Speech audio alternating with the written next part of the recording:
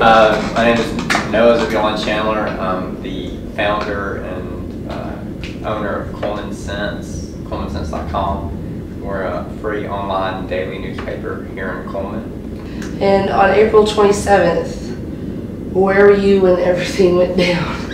I was actually up, I'm sitting right here, and I kept hearing our metal roof peel back, and I knew the winds were kicking up a lot faster than normal. And I went outside to look around, like most of us do when we know something bad is going on, and I noticed there were some dark clouds forming over West Cullman, over near Johnny's Barbecue. And my business partner was at Johnny's Barbecue at the time, taking video of the tornado, and we had no communication.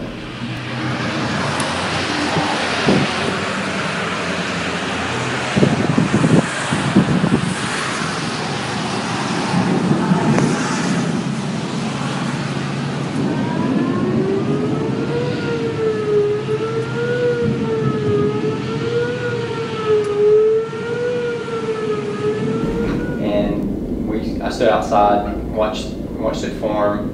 Another businessman from downstairs was at the opposite end of our building watching the tornado. We both stood there for a little bit, you know, admiring what was going on. Then I realized he wasn't looking at the same thing I was looking at. He was looking at a small tornado. He was not looking at the major system. He was looking at one of the sister tornadoes that was forming off to the side. He hadn't yet seen the epicenter, and he came over to see what I was looking at. We watched this thing form, and then realized that we needed to get away because everything got real calm and real quiet.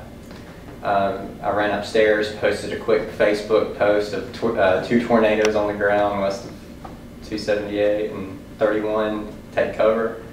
And I went running outside to take photos. Our front doors got sucked open, and then our power went out. And the next thing I know, it was like being in a squeeze box. Yeah, and nothing in the neighborhood where you basically born and raised in Cullman. Everything that I know that's familiar to me was destroyed.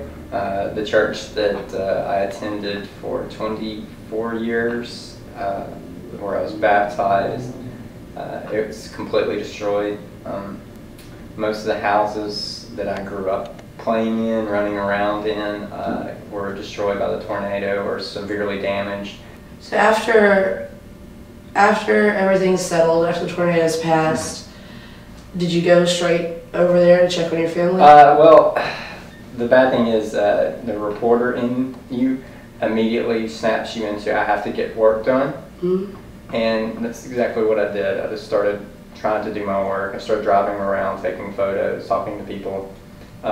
Our entertainment editor, Ashley Updegraff, was out in the storm. I'd actually called her, telling her she needed to get out and start taking photos before the tornado hit.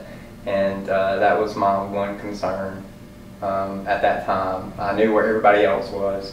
That was the only person that I had no clue. The police, they were doing their best, but they were so frazzled they had never dealt with anything like this, which is understandable. But everybody was just on edge. Yeah. When did the National Guard get into town? I think they rolled in, if I'm not mistaken, they were here within an hour or so. Really? Seizing, there was a pawn shop that was hit. There was a big rumor that this pawn shop, that there were hundreds of guns that were displaced throughout Cullman, and beware.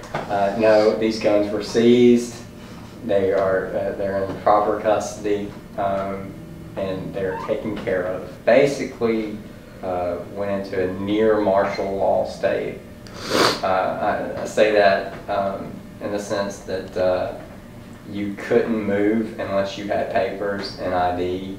But they did, on one occasion, turn me around at gunpoint. I was trying to make it to the office and to hit deadline, and they point blank jumped out, hiding behind a tree.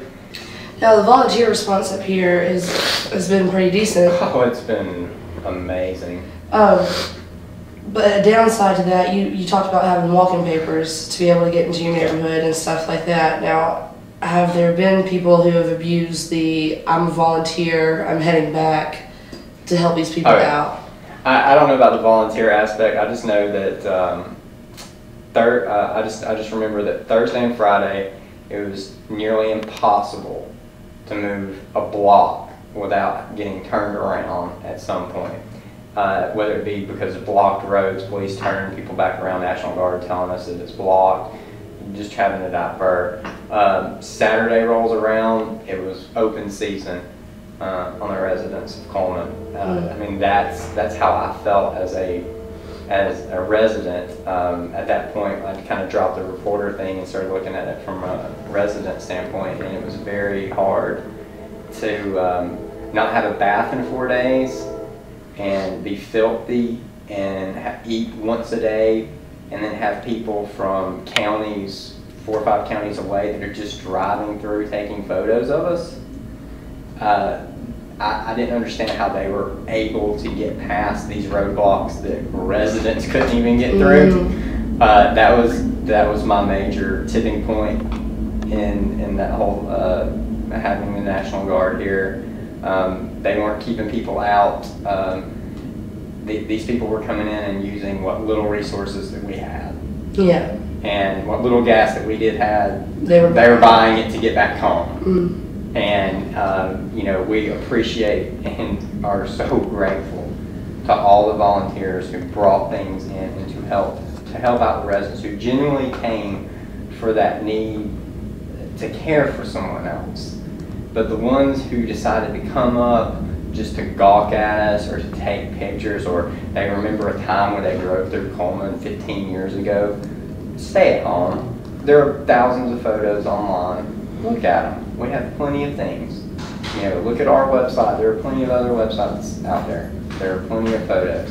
So all they have to do is look for them. Well, thank you so much, Zeb. Well, thank you, Miss Emily.